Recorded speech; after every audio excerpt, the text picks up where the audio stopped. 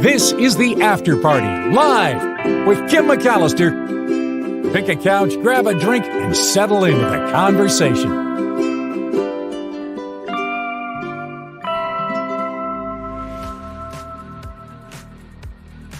Hey everybody, it is the After Party Live. Thank you for being here. Please click that subscribe button and please click the like button if you haven't already. Why not just go ahead and make it happen on this Thursday?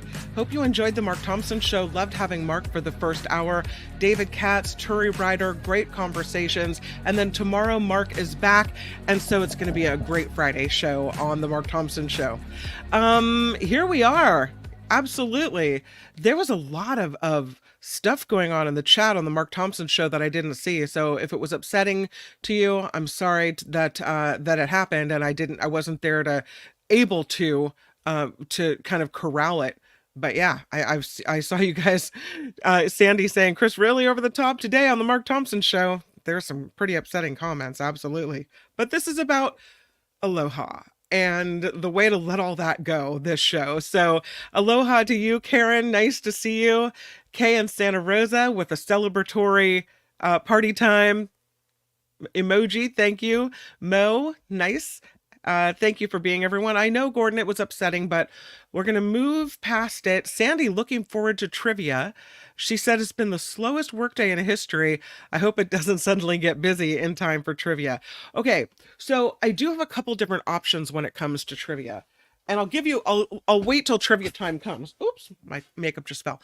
I'll wait till trivia time comes, but I'll let you guys select the topic today when we get to it. All right. I have one topic that I know I want to do. And then for the second one, I'll give you guys a choice. You guys can pick. Because, you know, it's a group effort here, a group effort. All right, let's get into these stories because I have this first one that fascinates me and makes me happy. And I think it's good for the world.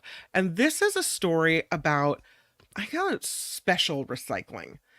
There are always these things that we have that we don't know what to do with. We know they can't be recycled. We know they can't quite go in the recycling bin, but putting them in the garbage can feels really bad.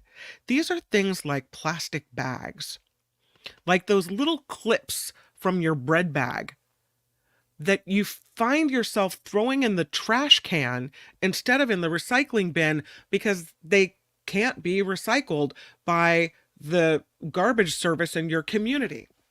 This has a special recycling company being formed because, and it's just this guy who started doing this in the Seattle area who was decided that he was going to specially take some items that he wanted to recycle to a special recycling place. And then his neighbors started giving him their items. And then other people started calling him to say, I'd like you to take my items as well. And finally, he turns it into this company. It's now in multiple cities in Washington. It's in the Bay Area. It is in Los Angeles. And people pay about $14 a month for this extra recycling service. It makes them feel better to pay for this extra recycling so that they don't have to have this horrible feeling every time they open up the garbage can and put a plastic Target bag in there or whatever. The bread tag, that little tiny plastic item that closes up the bread, usually can't be recycled, but can be if you give it to this certain company. Usually they just end up going right into the landfill because the recycling equipment at most facilities can't handle the weird little size of it. They can be recycled though. They just have to be delivered to a special recycler and it has to be done in mass quantities. Then they can be melted down. They can be turned into bowls, food utensils, coasters, whatever we make out of plastic, right? And so there's this company that's working now to recycle items like these bread tags, like plastic bags and other things. Corks from wine bottles, Amazon mailers that a lot of us throw away, plastic bottle caps, which apparently can't be recycled either because of the size. And they're doing it with this one house at a time kind of thing with this special company. It's called Ridwell. They go door to door in the Bay Area. They gather these items for a fee. They pick them up. And according to SF Gate, here they are going door to door. You have your special little Ridwell bag that you put these things in, that the big blue bin, you can't put them in. You put them in these bags and these guys will come get them for you. Yeah. So where recyclers leave off, Ridwell picks up. The founder's name is Ryan Metzger, and he was trying to get rid of batteries safely. And he said he knew he couldn't put them in the regular trash, so he researched where he was going to take them in his area. And since he was making the trip, he asked friends, do they have anything? Asked neighbors, you got anything for me to take to the recycler in the battery, area? He called it the recycling carpool. And he said it was such a success that he decided to keep it going. So he found places then to safely dispose of light bulbs, styrofoam, clothing, even Halloween candy. And so this is what has become now this company, Ridwell. Crazy. I mean, in a good way, in the very best of ways. It's amazing. So the businesses take items like plastic film, Ziploc bags, Amazon mailers, chip bags, granola bar wrappers, and these businesses that they find can take these items and turn them into decking, drainage solutions, in some cases, toys for the backyard like cornhole sets. It's good. It's really good. That you sign up for this service, and I have it because I don't know if it's in my area, but I'm going to look it up. You sign up for this service, you're given a little bin to keep outside and canvas bags labeled with each type of item tucked inside. And then every other week, a Ridwell driver comes over, exchanges full bags for empty ones. And they say you can feel really good about conveniently redirecting at least a small part of your waste stream. I think that's worth $14 a month. I know a lot of people are struggling. Maybe $14 a month for an extra recycling service seems like a lot. But what they're doing is really cool. So they launched in Seattle in 2018. Then they spread to Portland in 2020. Now they're in Los Angeles. They've started here in the Bay Area as well. They have the whole team dedicated to answering questions about which materials qualify. If you have a question, you can schedule pickups. I mean, it's a great business, and it's so cool that they found a need to do this and that it's spreading. So I love it. Speaking of these little bread tags, I found out, you guys probably know all this already because you're very wise, wiser than I. But I was looking at this story and found out that, did you know the colors of bread tags mean something? I never thought about it before, but they are colored by the day of the week on which the bread was baked. The most common color coding system is that if you get a blue tag, your bread was baked on Monday. Green tag is Tuesday.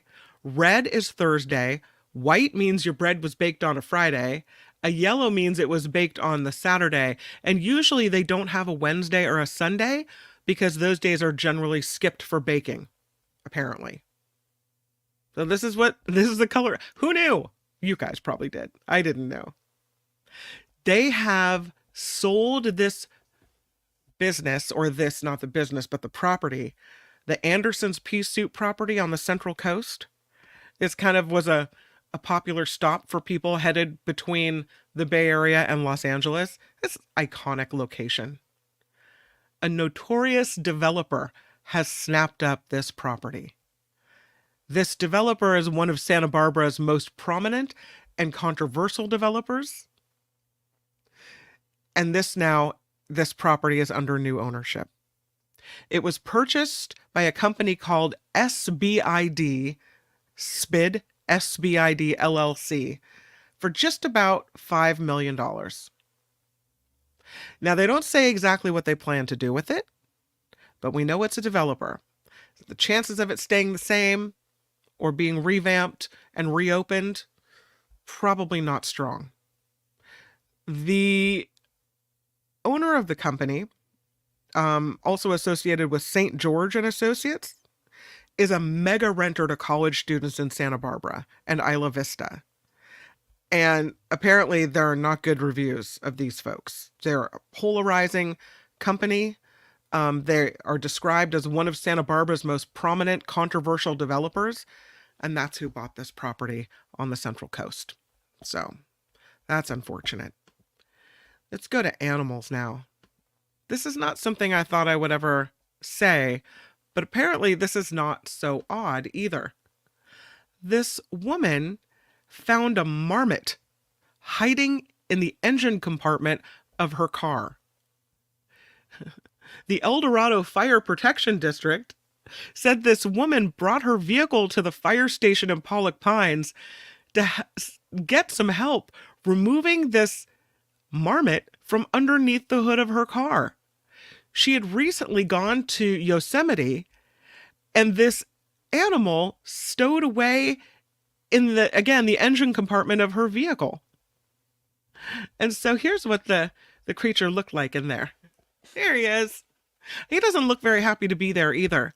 I was reading up a little bit on marmots, and it turns out they really do like to crawl up into the engines of cars. They love to chew on the hoses.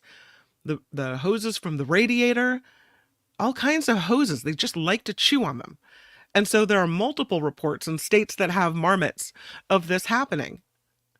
But this is where the El Dorado County Fire Department has to kind of become mechanics. They assisted in removing some vehicle components to access the animal. Then they had to call out the California Department of Fish and Wildlife as well to respond to get this marmot out of the vehicle. And then the animal was returned safely to its home about 3 hours away. That's a story. Let me tell you about the time I had a marmot hiding in my car. If you give a squirrel a ride, that squirrel's going to want to take over the whole train. And that is what happened in the UK. This squirrel in Gatwick climbs aboard this train and refuses to leave. The train operator joked that the squirrels boarded without tickets and breached railway bylaws. There are two of them, these two squirrels, who boarded a rush hour train to Gatwick, forced operators to cancel the service altogether. The squirrels jumped on the Great Western Railway train at 8:45 in the morning from Reading to Gatwick, forcing passengers to run to other train cars. The passengers alerted the train staff, who tried to lure the squirrels off the train with snacks before trying to force them off with brooms. Nope, couldn't do it. Squirrels didn't want to leave. So they had to just call off this train entirely. That was it. They say they can confirm the 8:54 Reading to Gatwick train was terminated after a couple of squirrels boarded the train at Gomshall without tickets. So that's it. They call it a nutty tale. I don't know whatever became of them. I'm sure they got them off eventually, but not before they disrupted the entire morning commute. It happens. Yeah. Trap and release. Oh, marmots. Trap and release the marmots. Absolutely. Yeah. Walter says, I've heard squirrels referred to as furry-tailed rats. Well, they're rodents. That's what they are. Speaking of Walter, I hope you're doing okay. I've been thinking about you. I know you had the scent placement at UCSF, and I hope everything is going really well. So, Jeff says, if you give a mouse a cookie book, that's right. That's what I was going for there. I'm glad you got my reference there, Jeff. Nice. Mo says, get a blue terrier and set them loose on the train. Karen says the squirrels will eventually have to leave for food, unless people left a lot of food behind, which it looks like they're finding a lot on the floor there, so you never know how long they can hold out. This is kind of an oops, speaking of animals. Look at that. It's a humpback whale with a seal in his mouth. You might be thinking to yourself, but humpback whales don't eat seals. And you would be correct. But they do rush up with their mouths open to get all the plankton that they can into their mouths. And in doing so, sometimes they come up with other things in their mouths as well. This is a live seal being swallowed by a humpback whale. The whale is, they have names where researchers know which whale is which. This one's name is Big Mama. This happened in the waters off of Washington State. This photograph by a whale watching naturalist captures this seal who looks pretty worried in the mouth of this humpback whale after the whale accidentally gulped it up last week, a week ago today. The folks aboard the Whale and Wildlife Tours, the Blue Kingdom Whale and Wildlife Tours boat, saw the birds flying over a school of fish and then a humpback whale swimming toward it. The captain of the boat said the humpback whale used a lunging feeding technique where the whale opens its mouth wide and takes in small fish and water. But instead of remaining underwater afterward to filter through its baleen, it surfaced and began opening and closing its mouth. It took only a couple of seconds for everyone to pull up the frames and zoom in, and that, they say, is when they saw the seal. Yikes. They said it was a funny moment for everyone except the seal, which the seal was probably hunting the fish as well. The captain of the boat said he's guessing that the situation probably happens every once in a while, just because there's a lot of other stuff that, eat the fish as well. So over the last 25 years, the number of humpback whales in this area, in the waters between British Columbia and Washington State, have recovered after these whales were almost hunted to extinction. The whale, called Big Mama, has been seen with 7 different calves over the years, which is why she got her name. So did the seal get spat out? We don't know. But the picture is amazing. Amazing. There's a bear that was found, not really found, chased somebody right out of a garage. And there's video of it. I wanted to show it to you. This happened in Connecticut, where there was a construction crew doing some work at a home. And one of the workers walked toward the garage, and here's what the worker found. Can you hear that? Oh, you can. Okay, so here he is. He's walking up toward the garage, and nope, not going there. And there's a bear that chased him right out of the garage. He said this is not what he was expecting to see. And then there's the bear, kind of slowly walks away as the worker tries to run. But I thought that video is pretty funny. Things that aren't expected. Let's talk about AI for just a moment. There's an effort now to get members of the public to help create humanity's last exam. And the whole point of it is to figure out when AI achieves peak intelligence. Already, AI models are destroying many exams created to test their intelligence. So they're now looking to create an ultimate exam. They're calling it humanity's last exam, to test AI and to see when it reaches expert level intelligence. So people are being asked to submit their questions and create the world's most difficult artificial intelligence test. This is being done by the Center for AI Safety, CAIS, and Scale AI. Because they say existing tests have become too easy. We can no longer track AI developments or how far they're going, how far they're becoming expert level. A few years ago, AI was given almost random answers to questions on exams, but that's no longer happening. Last week, OpenAI's newest model, called OpenAI-01, destroyed the most popular reasoning benchmarks. So now they're looking to put this test to end all tests together. We'll see how it goes. The submissions, they say, shouldn't be ordinary quiz questions. They say they found questions written by undergraduates tend to be too easy for the models. So they're recommending that the question writers have 5 or more years of experience in a technical industry job, maybe SpaceX or a PhD. Like, they want some seriously complicated questions. The submissions, they say, should be difficult for non-experts to answer and not easily answerable via a quick online search. Something you'd really have to know. Don't ask trick questions either, they say. It shouldn't be a trick. It should just be really complicated, something you wouldn't be able to search for. As a rule of thumb, they say if a randomly selected undergrad can understand what's being asked, it's likely too easy for the frontier AIs of today and tomorrow.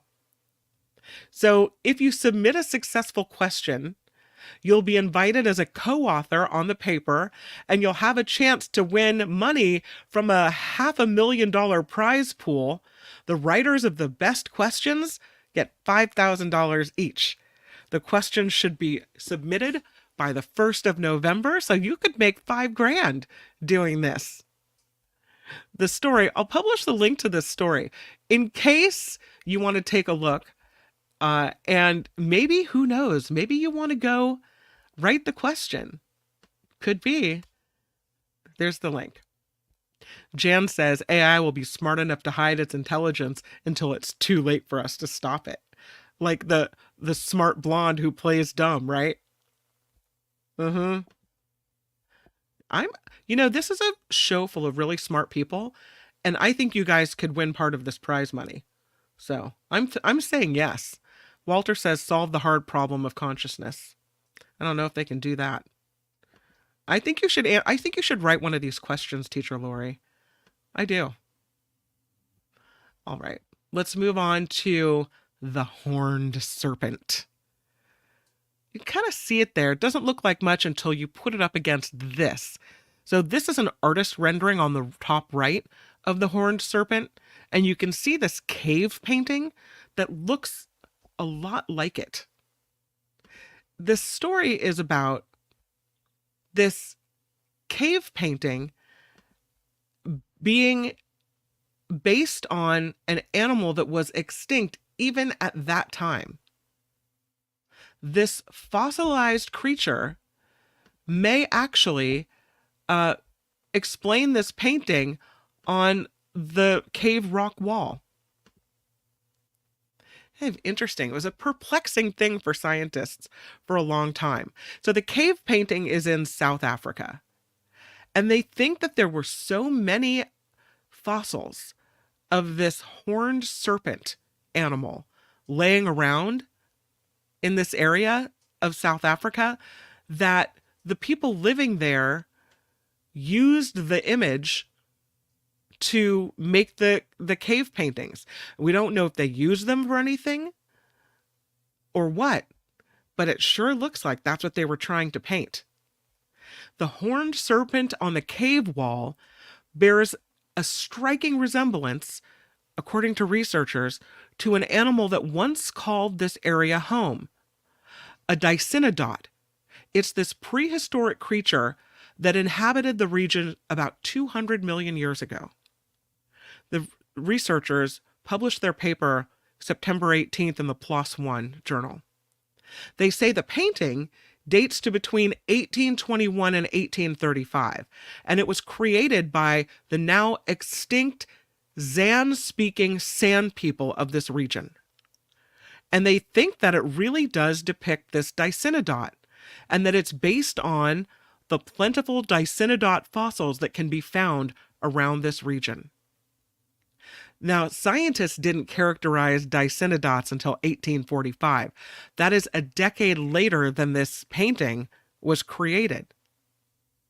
The painting, they say, is significant for a couple reasons. First of all, for the history of science, because it suggests that the San people would have found dicynnodots before Western scientists did.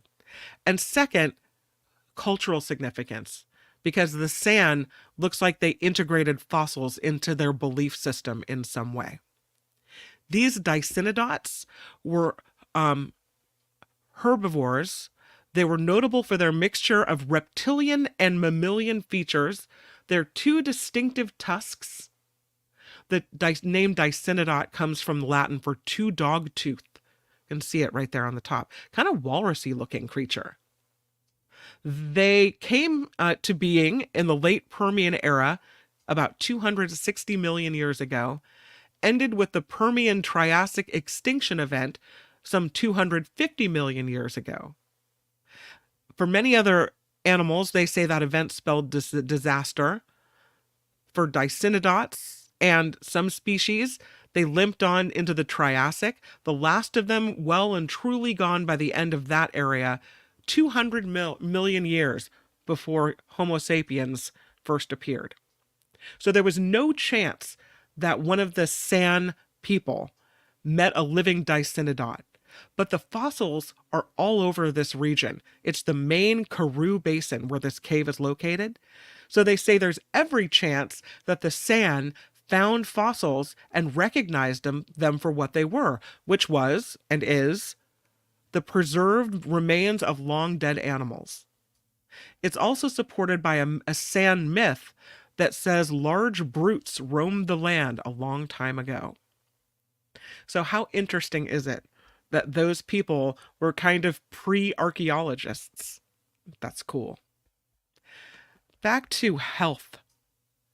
A new study shows heavy metals may be hurting our heart and worsening heart disease. That metals can build up in our body. Cadmium, uranium, cobalt, all of these metals found in the environment can collect in the body and then exacerbate heart disease. Research done at Columbia University in New York City. And the researchers say the findings highlight the importance of considering metal exposure as a significant risk factor for atherosclerosis and cardiovascular disease as well. And if it's considered, then it could lead to new prevention and treatment strategies that target metal exposure. The team found that as levels of various metals rose in people's urine samples, so did evidence of stiffer calcified arteries, which is a key component of heart disease. They published the study this week in the Journal of the American College of Cardiology. They looked specifically at atherosclerosis, a hardening of the blood vessels caused by the building of fatty plaques. Can also lead to unhealthy calcium deposit in arteries. And they combed through a database of about 6,400 middle-aged Americans and older adults who were all free of heart disease when they joined the study between 2000 and 2002. And then through urine samples, they tracked the participants' levels of 6 metals already known to have links with heart disease: cadmium, cobalt, copper, tungsten, uranium, and zinc. Now, they say people are typically exposed to cadmium through tobacco smoke. The other 5 metals are linked to agricultural fertilizers, batteries, oil production, welding, mining, even nuclear energy production. Then they divided the folks into 4 groups from the highest urine concentrations of the various metals. The cadmium people, placing highest in the cadmium lead measuring, had levels of artery calcification 75% higher over the 10-year study period compared to those in the lowest cadmium. For urinary tungsten, uranium, and cobalt, those numbers were 45% and 39% and 47% higher, respectively. People with the highest urinary levels of copper and zinc had calcification levels that were 33 and 57% higher than those of the lowest levels. And there were some geographic hotspots they found as well. People living in Los Angeles had higher urinary tungsten and uranium levels and somewhat higher cadmium, cobalt, and copper levels. So the researchers are hoping it's a wake-up call to policymakers that are concerned about the environment. They say pollution is the greatest environmental risk to cardiovascular health, and that given the widespread occurrence of these metals because of industrial and agricultural activities, the study calls for heightened awareness and regulatory measures to limit exposure and protect cardiovascular health. I won't get political on that. I'll just leave it where it is. Let's lighten it up with a lottery story.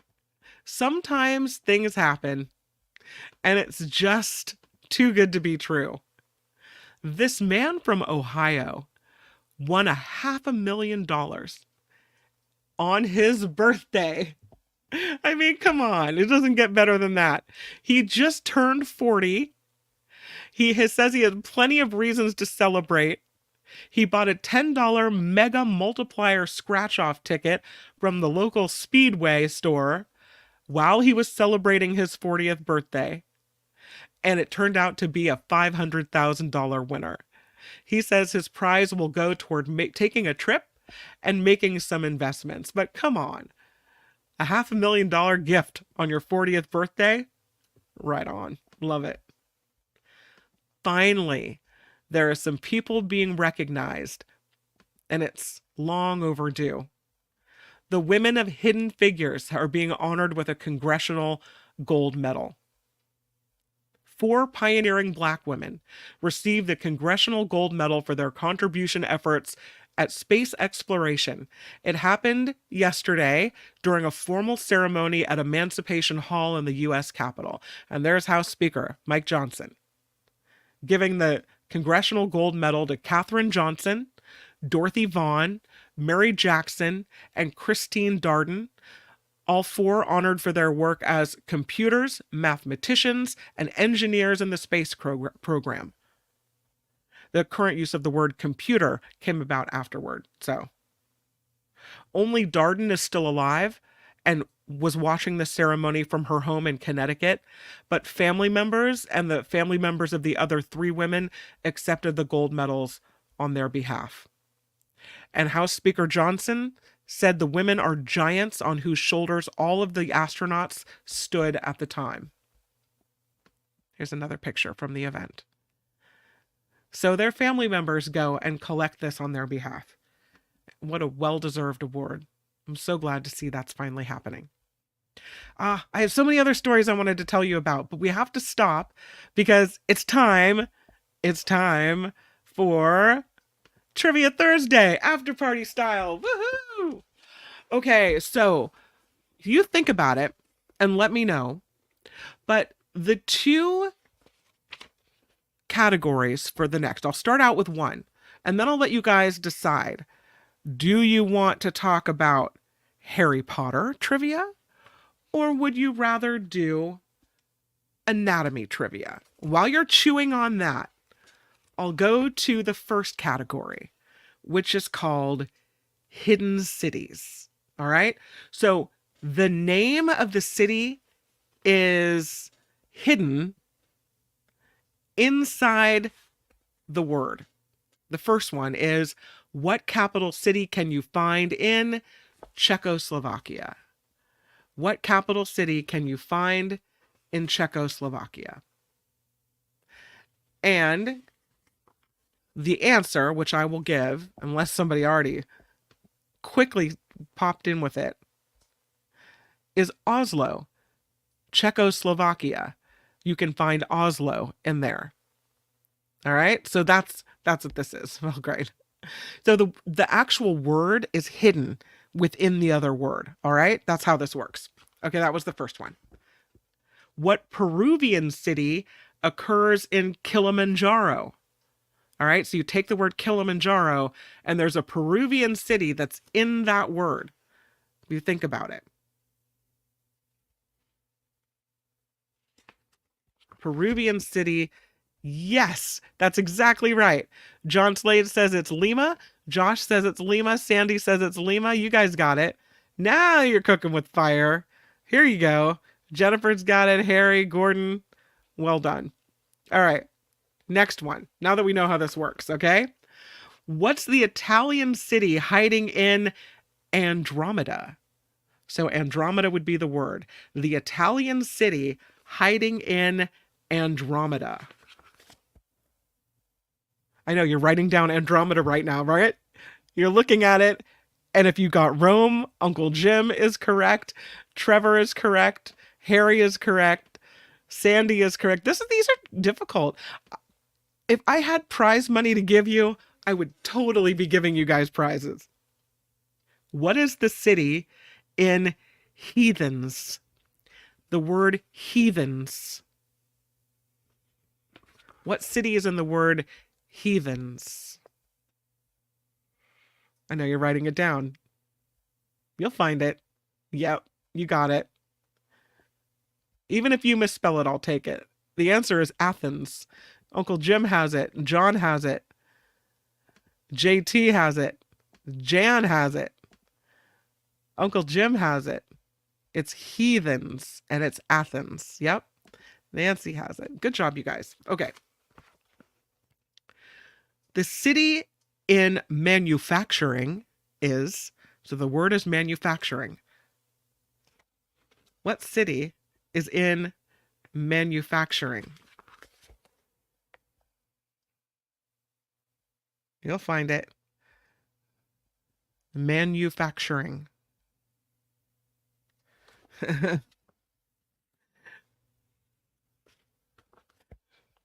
Yep. Walter, first to the punch. It's Turin with no G on the end. Turin, but I'll accept it. Trevor gets it. Walter gets it. Uncle Jim gets it. Harry gets it as well. Nice. Walter gets it. You guys, this is good. You guys are good at this. What German city can be found in Timberline is the word. Timberline. I know this probably requires you to write things down, huh? Timberline. Pamela's like, I'll just do the crossword puzzle. These are easy. We're keeping our brains smart. If you work your brain, then, it lasts for longer. Trevor gets it with Berlin. Uncle Jim, Berlin. Jim Shields, Berlin. Walter with Berlin. Harry with Berlin. Well done. Next one. Good job, everybody. What city might you locate in Alyssa Milano? This one's so easy. What city might you locate in Alyssa Milano? It's Milan. That's exactly right. It is Milan. Milan. Oh no, Sandy, I know you were looking forward to trivia. Oh, well, come back. Come back when their customer is done. Milan. Milan. Absolutely. That was a good one. All right. Yes. JT, Milan, of course. Absolutely. What city is located in Automobile? Automobile. It's another easy one. A city located in Automobile. Yep, Mobile. The city of Mobile. Look at you guys all going crazy. Look at everybody. That's a good one. Okay. Nice. Next one. Can you find an Alaskan city in Astronomer? Astronomer. We're keeping our brains strong right now. Astronomer.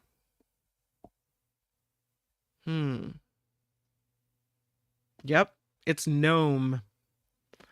Uncle Jim has it. Josh has it.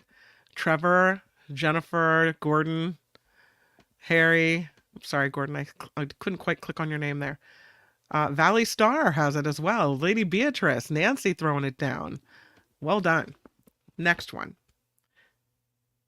What's the southwestern United States city in Parmesan? The southwestern United States city in the word Parmesan. I might not get this one right away, but John sure did. Mesa. That's exactly right. It's Mesa. John got it, and it's Trevor got it.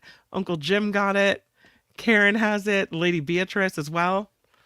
You guys are awesome. Very, very, very good. Next one. What is the Nicaraguan city in paleontologist? The Nicaraguan city in paleontologist. Again, Nicaraguan city in paleontologist. I wouldn't know that this is a city in Nicaragua, but hey, all right. If you're good on your Nicaraguan geography, you'll get this one no problem. It is Leon. Walter got it. It is Leon. Leon? You say Leon likely, right? Trevor's like, tologist? No. It is Leon or Leon. John gets it. Karen gets it. Walter gets it. All right. Next one. We have to have a couple challenging ones in there, right? Can you see a French city in Annette Funicello? Can you see a French city in Annette Funicello? Funicello, by the way, and Annette has 2 N's and 2 T's, and Funicello has 2 L's. Annette Funicello. What French city? It's in there. Uncle Jim found it. It's nice. Josh got it. It's nice. Lady Beatrice has it as well. Gordon's like, cello? I love you. That's awesome. Okay.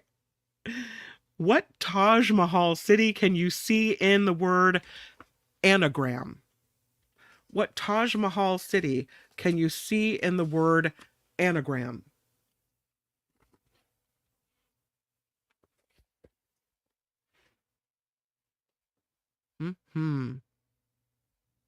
Nice. Yes, it is Nice, France. Thank you. If I mispronounced it, my bad. I'm sorry. I apologize to the entire after party community. It is Agra. Uncle Jim has it. Agra. You are look at how fast you did that. You not only corrected me, but moments later typed in the right answer. You're on fire, Uncle Jim. I'm telling you. The Lady Beatrice, Agra. Agra is right. I'll take it, Karen Cooper. Yes, I will. Next one.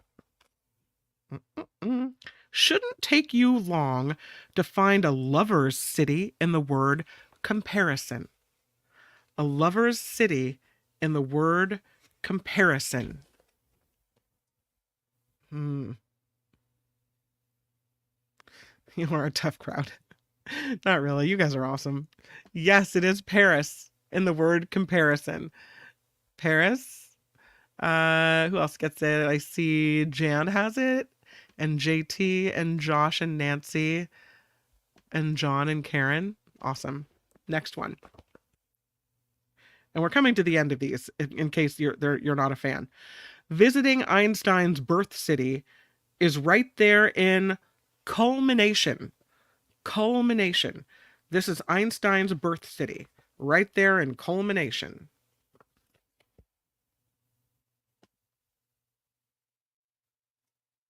Oh, did I? I pronounced reading wrong. It's pronounced like Reading, because the Europeans have to change everything. Yeah, thank you. Thank you for the correction as well. I appreciate it. You guys keep me honest. It is Ulm. Culmination. Yes, Culmination. Trevor is against Harry Potter. All right. The next one. Grenoble is a French city with what American casino city inside? Grenoble is a French city with what American casino city right inside? Sandy says Harry Potter. Please, Harry Potter. Reno is the answer. Uncle Jim gets it again.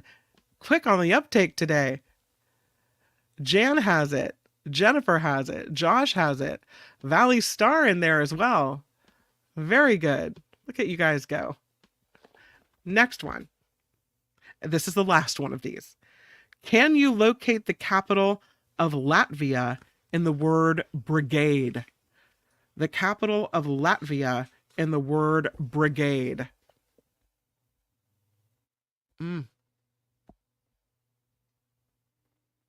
Yes, Uncle Jim, it is Riga. You dominated, Uncle Jim. Well done. All right.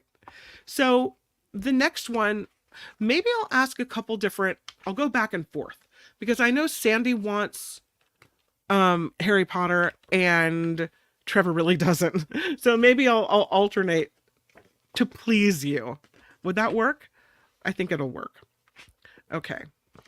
Hold on. Let me make sure I have the answers right because you guys are so fast that I have to make sure I have all my ducks in a row before we go. So we'll start with Harry Potter. Sorry, Trevor. And then we'll switch over to some anatomy questions. We'll switch back and forth. And I'm hoping that this makes you happy. All right? Okay, here we go.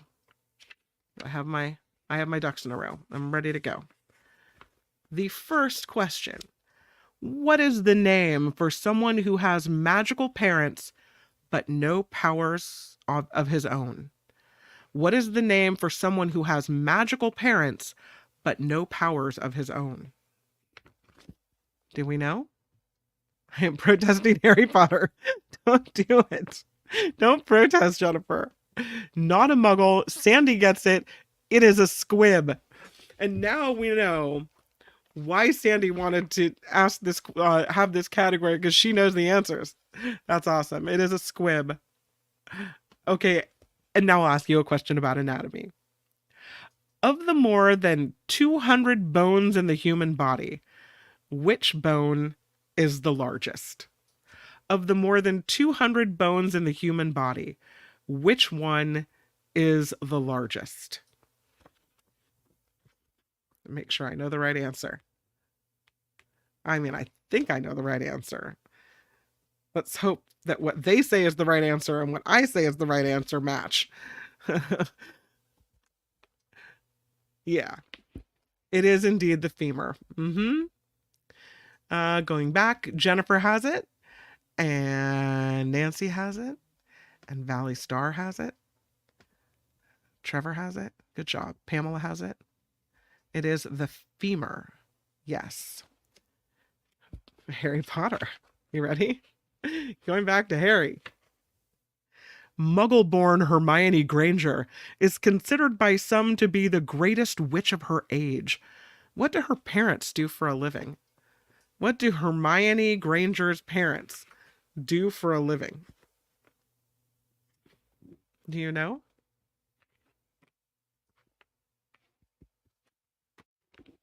Yes, Sandy again. They are dentists. Sandy gets it. Jan knew that too. They're dentists. Mama also knew it. They are dentists. That's funny. I would not have known that one. Okay, we're back to anatomy. The word patella comes from the Latin meaning shallow dish. What is a more common term for this bone? A more common word for patella.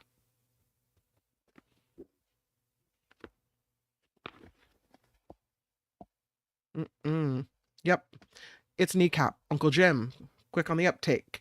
Kneecap. Yes, it is a kneecap. Patella is your kneecap. Good job, everyone. Harry Potter again. What is the given name of Harry Potter's archenemy? The given name of Harry Potter's archenemy. They want all three names. See who knows it. The given name is Tom Marvolo Riddle. I'll take the two that came in, Tom and Tom Riddle, but it is Tom Marvolo Riddle. Yeah. The given name, they said. Good job. To anatomy. Blood vessels that transport blood to the heart are commonly referred to as what? The blood vessels that transport blood to the heart are commonly referred to as?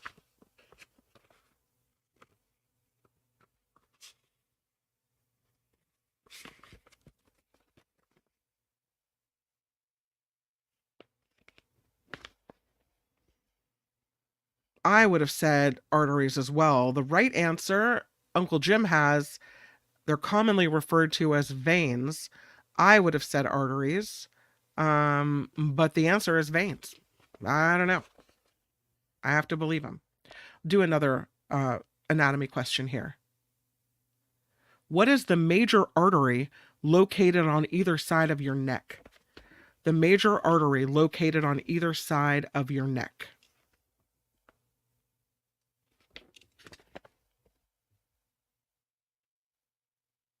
Uncle Jim says arteries transport blood from the heart. It's the veins that carry it too. Yes, it is carotid. Carotid, says Jan. Yes, Uncle Jim says carotid. John says carotid. Pamela has it. Rev has it. Nice. Next one. Stroking what part of the body? Oh, good morning. Will produce the Babinski reflex. Stroking what part of the body will produce the Babinski reflex?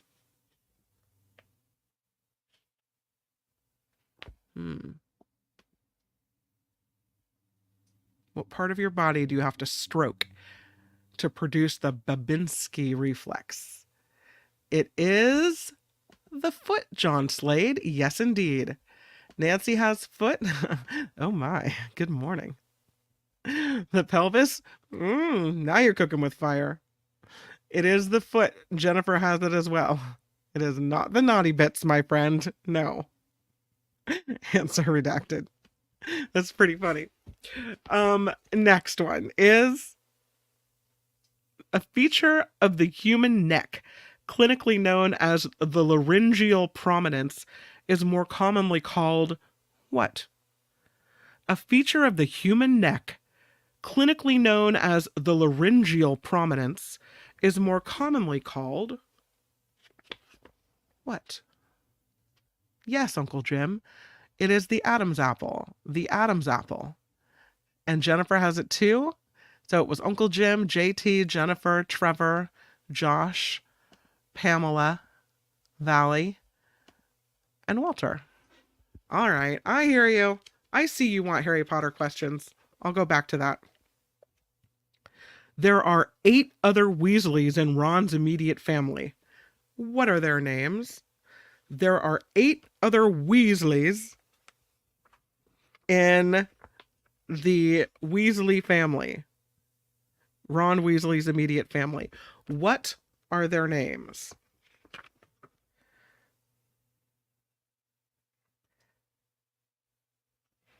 Let's see what you guys have to say. My Trevor's like, no. I'm flipping back and forth for you, Trevor. So, naughty dotty. Doing it for you, my friend, so that you have a little bit of a prize after you have to sit through the Harry Potter trivia. Walter also is not a fan of the Harry Potter trivia. Okay, but then when I skip the Harry Potter questions, other people get mad. So you see, is not the right answer, but I do appreciate the effort. Sandy says, Fred, George, Ginny. I think so far that's going to have to be the most complete answer that we have. The right answer is Bill, Charlie, Percy, Fred, George, and Ginny. So you got 3 of the 8 plus the parents, Molly and Arthur. All right. So it's Molly and Arthur, and then the kids, Bill, Charlie, Percy, Fred, George, and Ginny. This is a question I would not have known. One more for you, because I skipped one earlier. In the first book, Hagrid acquired a dragon egg and reared the baby dragon. What was that animal's name? In the first book, Hagrid had a dragon egg and reared the dragon. What was the dragon's name? Curly and Mo. You guys good?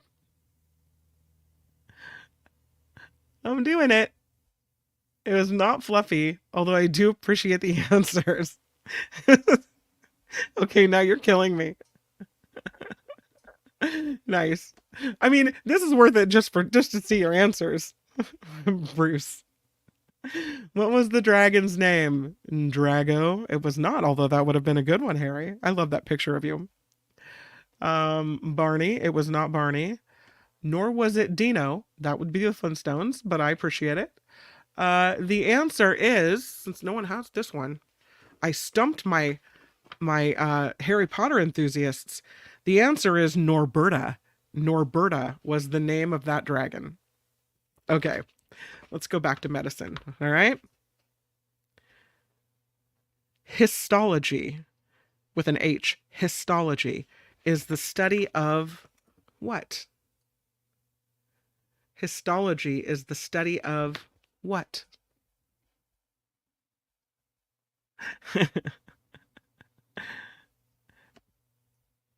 Not the answer given here. You would think maybe allergies would be good. Valley is correct. Histology is the study of tissue. Histology is the study of tissue, according to my trivia book. So we don't question the trivia book, right? Remember, that's the rules of trivia. Next one. No, that's not true. I do want to know the right answer. So if you think that's wrong, then you can email me, kim@theafterparty.live, and launch a formal complaint into Trivia Thursday. Hormones and glands are part of what bodily system? Hormones and glands are part of what bodily system?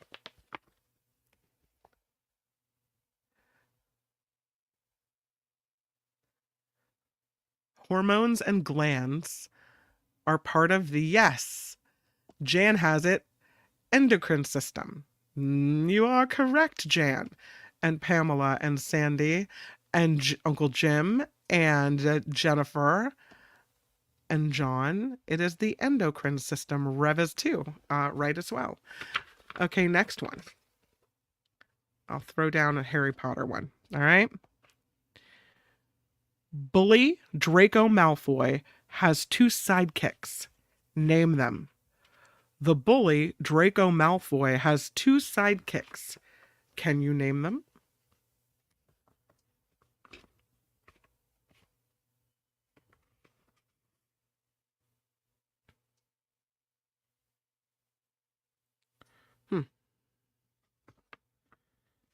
I wouldn't have been able to answer this one. See if you guys can. Pretty good. Sandy says the answer is Krabby and Goyle. It is Vincent Krabby and Gregory Goyle. I'll give it to you. Trump and Vance. Mutt and Jeff. Uday and Kusei. Frickin' Frack. Batman and Robin. This is really good. I'm telling you guys. You make every day fun for me. Every single day. In The Prisoner of Azkaban, the Hogwarts students learn to defeat Bogarts, shape-shifting creators that take on the appearance of a person's greatest fear. What did the Boggart reveal that Harry Potter was most afraid of? What did the Boggart reveal that Harry Potter was the most afraid of?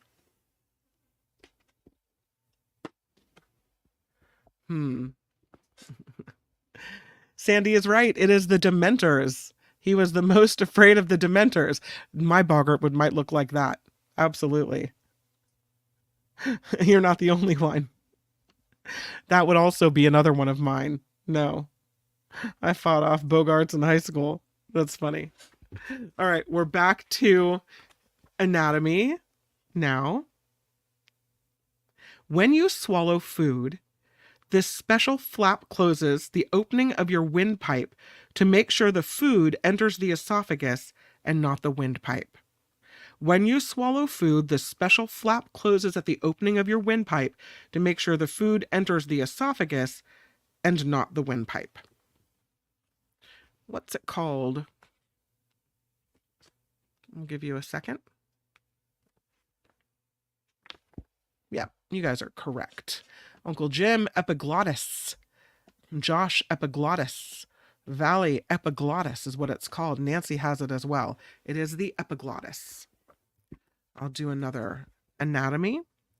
The scientist studied the gall wasp before he began to study human sexual behavior. This scientist studied the gall wasp before he began to study human behavior? Who is the scientist? Do we know? Never heard of that. Never heard of the scientist or the epiglottis? Yeah. Not Skinner, not Freud, not Einstein, not Masters or Johnston. Yes, B.A. Ware has it. The scientist in question is Dr. Alfred Kinsey. That would be correct. Winner, winner, chicken dinner, B.A. Ware. Whoop, whoop. Walter also had it. Rev had it. Yeah, well done. Okay. What else we have? What Death Eater so tortured the parents of Neville Longbottom that they were forever confined to a mental institution? A bonus if you can tell me what the name of the hospital was. What Death Eater so tortured the parents of Neville Longbottom they were forever confined to a mental institution? And you get a bonus because, we have so many bonuses on the after party. A mental bonus if you can name the name of the hospital.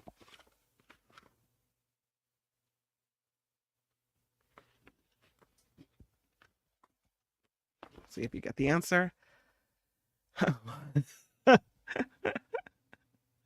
That might be the answer of the day. But Sandy did have the answer right. Bellatrix Lestrange was the name of the Death Eater, is it? The Death Eater? I don't see that anyone has the name of the hospital, so I will tell you that the hospital was named St. Mungo's Hospital for Magical Maladies and Injuries. All right, one more Harry Potter. Name the 4 houses of Hogwarts and their heads of house.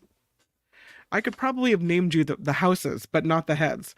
Name the 4 houses of Hogwarts and their heads of house. See if you get this. It'll take you a minute to type it up. It was pretty good. I think she has to give you some props for that. I mean, you got Kinsey, so, All right, we're going to go scroll back. Did I miss an answer? Helen Rickman. That's my answer. Sandy says Gryffindor, Slytherin, Hufflepuff, and Ravenclaw. Not sure I can name the heads of house. All right, I'll help you out. Hufflepuff, Professor Sprout. Ravenclaw, Professor Flitwick. Slytherin, Professor Snape.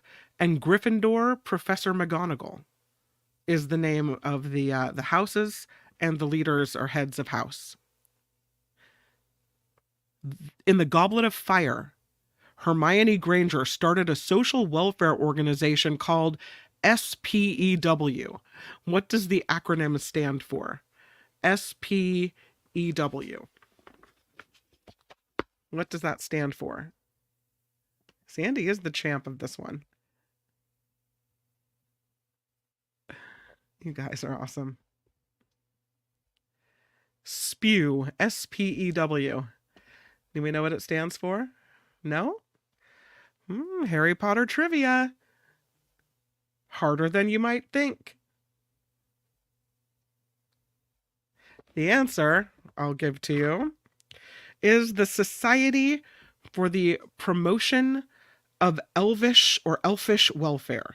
Society for the Promotion of Elfish Welfare. Okay, going back over to anatomy for a moment. Am I going? Oh my gosh, it's 2:21 already. You guys, I'm keeping you way long. Okay, we'll end it with this then. What are the names of the 2 bones found in the forearm?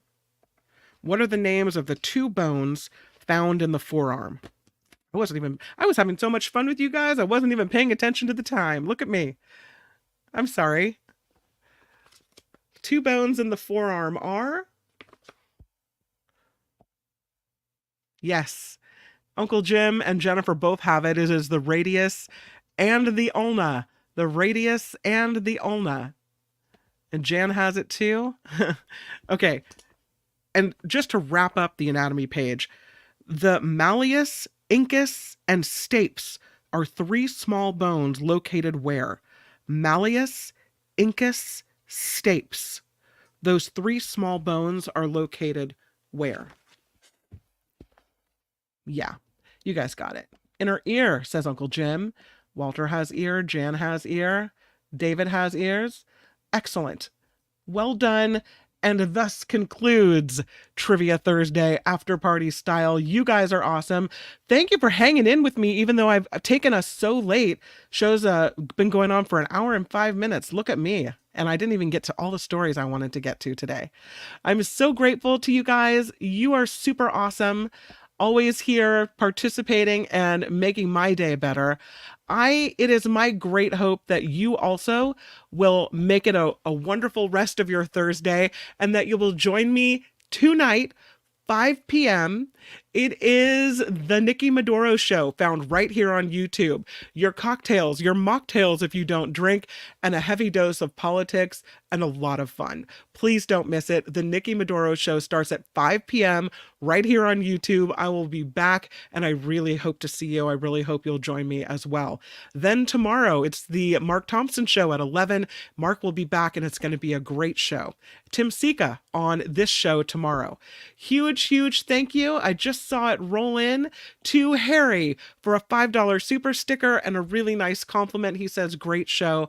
Thank you guys so much for being here. Again, make it a really good rest of your Thursday. I'll see you tonight right here on YouTube at 5 o'clock. Bye, everybody. The After Party Live would like to thank the following contributors and viewers like you.